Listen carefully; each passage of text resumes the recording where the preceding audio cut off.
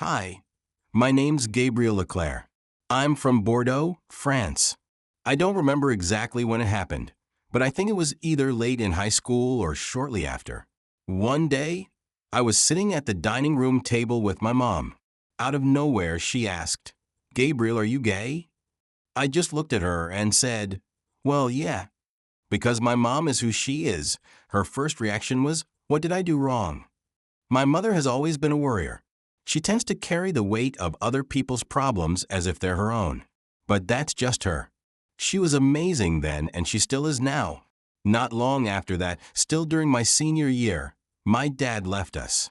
He didn't offer much of an explanation, just said to my mom, "I don't love you anymore." I wasn't raised to understand emotions or deal with them, so I didn't know how to process it. That's when the drinking started. Experimenting with drugs came shortly after.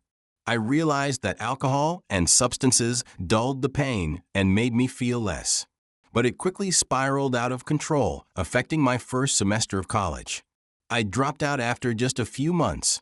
One day, after leaving school, a friend asked, "Hey, my parents own a dance studio. Do you want a job?" And so I started working as a ballroom dance instructor at Le Studio de Danse Esther. Most of the other male instructors were gay, and they loved going out at night. It was the mid-80s.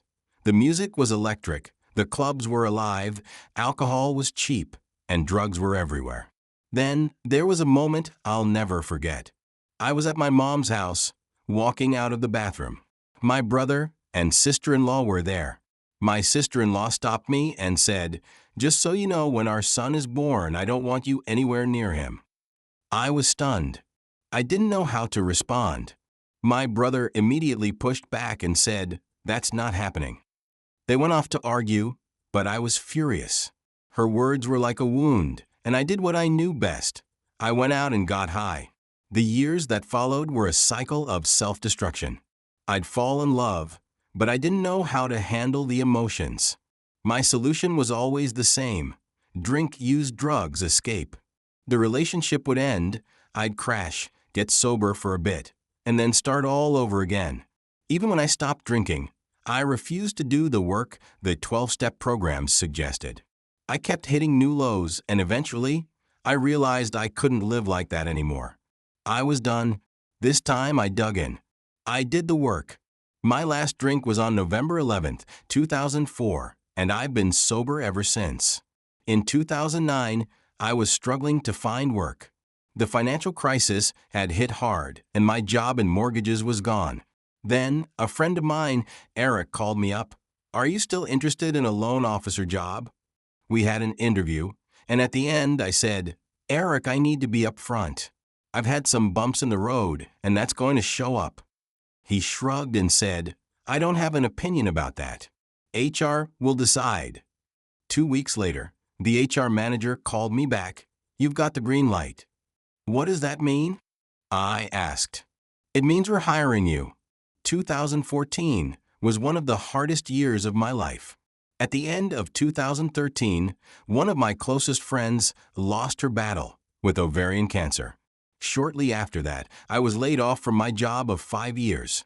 A few months later, my partner died from complications of alcoholism. And then in August, I found out I was HIV positive. When my doctor called me with the news, I could tell he was expecting a breakdown. But I just said, "Okay, what's next? What do we do?" He was so surprised, he paused for a moment before explaining the treatment plan. Since that day, I've been undetectable. My first thought wasn't to get drunk or high. That's when I knew something was different. I had all these feelings: grief, loss, fear, but for the first time in my life, I wasn't running from them. I faced them. At the end of 2014, right before Christmas, I got an email from Eric.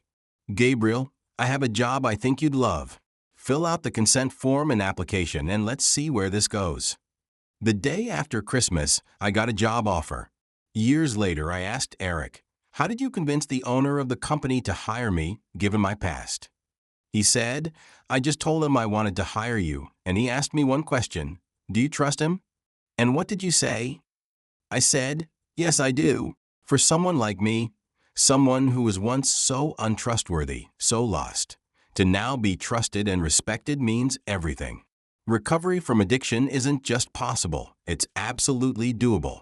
It's okay to ask for help. It's okay to not have all the answers. What matters is that you take the first step and ask,